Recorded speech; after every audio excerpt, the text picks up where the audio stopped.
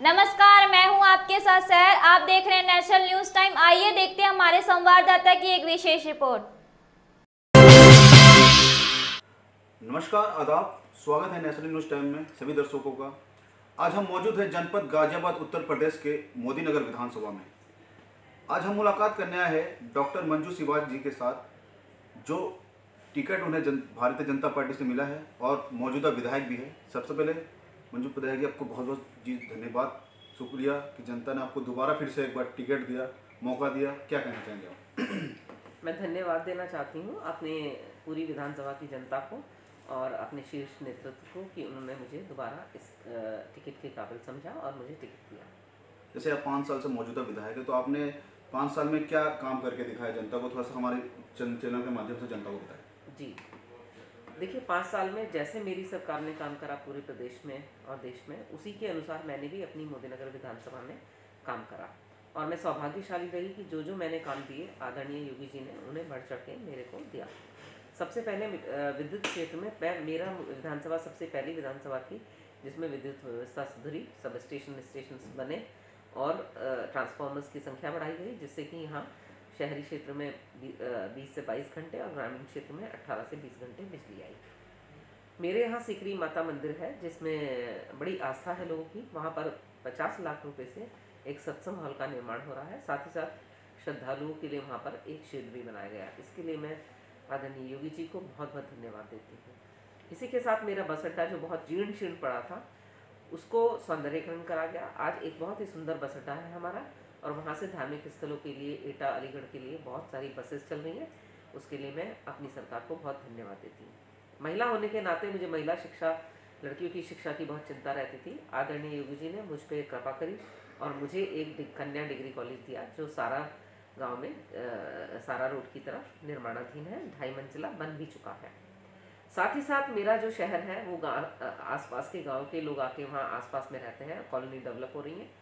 तो मेरे विधानसभा मेरे नगर पालिका का विस्तारीकरण जो है ये मेरे कार्यकाल में हुआ। इसके लिए 3 साल की मेहनत के बाद नगर पालिका का विस्तारीकरण की अंतिम रिपोर्ट आ चुकी है।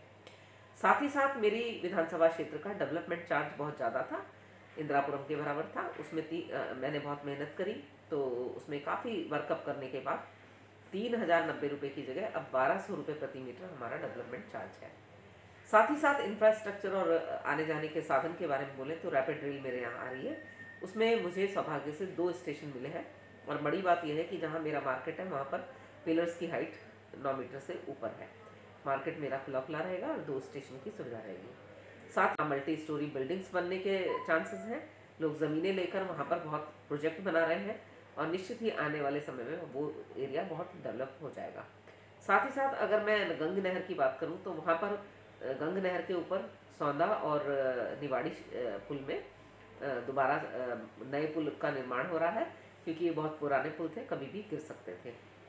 इसी के साथ अगर मैं कहूँ कि सरकार ने मेरे हर जैसे मैंने अगर ये कहा कि मेरे यहाँ मिलें बंद है, तो आदरणीय योगी जी ने मुझे आइनॉक्स गैस कंपनी नाम की एक कंपनी मेरे यहाँ दी।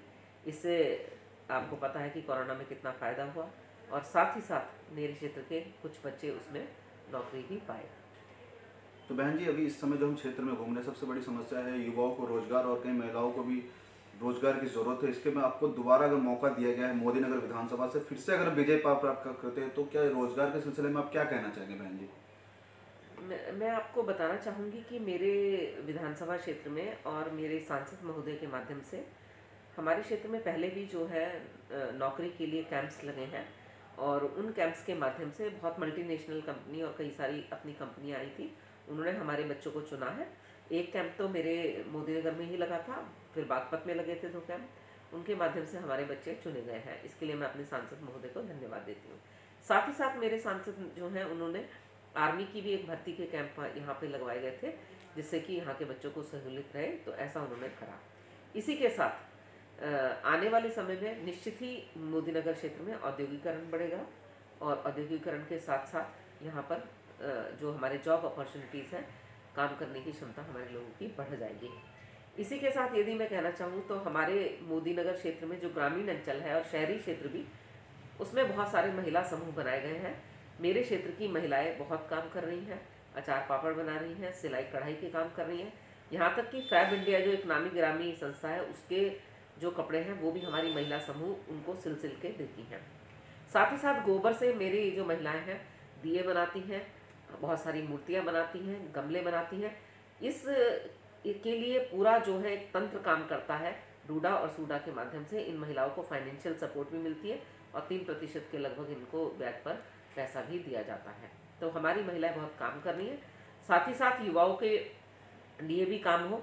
हम पूरी कोशिश करेंगे कि जो हमारे ये क्षेत्र है इसमें नए नए उद्योग लगें और हमारे युवाओं को यहाँ मौका मिले। हमारी सरकार कृतसंकल्प है कि अपने जो युवा हैं उनको किसी दूसरी जगह ना जाना हो, वहाँ के भी उनको काम मिले। इसी के साथ 1 डिस्ट्रिक्ट 1 प्रोडक्ट और अपने वहाँ के भी उनको काम मिले। इसी के साथ 1 डिस्ट्रिक्ट 1 प्रोडक्ट और अपने जो हमारे व्यापार करना चाहते हैं, जो कुछ प्रोडक्ट बनाना चाहते हैं, उनके लिए बहुत सहूलियत हो गई है। उनको जो है लोन की सुविधा और एक कहते हैं ना 1 विंडो अपॉर्चुनिटी मिल गई है। उसके माध्यम से लोग व्यापार कर रहे हैं और काफ़ी सुगमता के साथ कर रहे हैं। निश्चित ही आगे भी इसमें हम और सुधार करेंगे, क्योंकि 5 साल एक काफ़ी समय नहीं है चीज़ों को ठीक करने के लिए।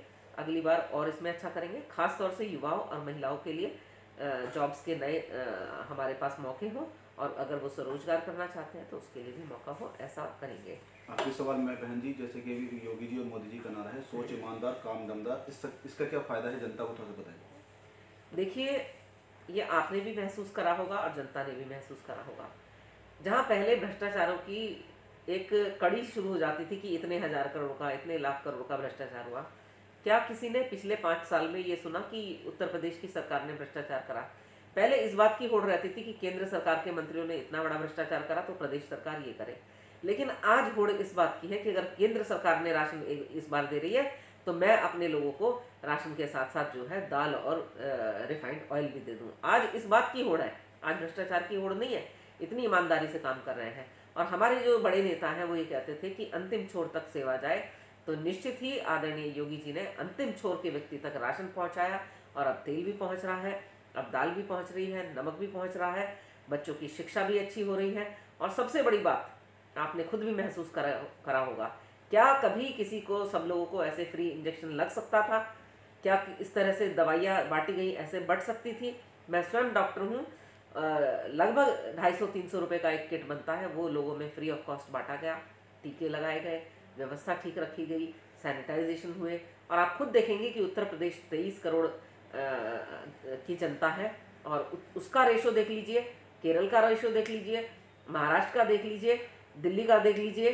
तो योगी जी की अच्छा मैनेजमेंट रहा, जिसको ऑस्ट्रेलिया तक सराहा गया और आज हम सब, आप भी, हम भी और हमारी जनता भी काफ़ी हद तक सेफ है। धन्यवाद।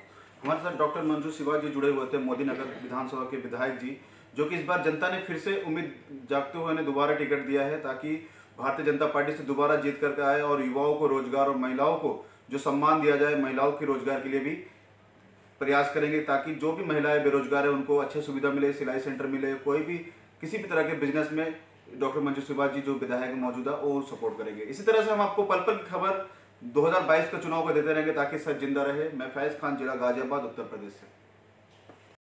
ये तो थी हमारे संवाददाता की एक विशेष रिपोर्ट। अगली अपडेट के लिए हम जल्दी हाजिर होंगे, तब तक के लिए नमस्कार।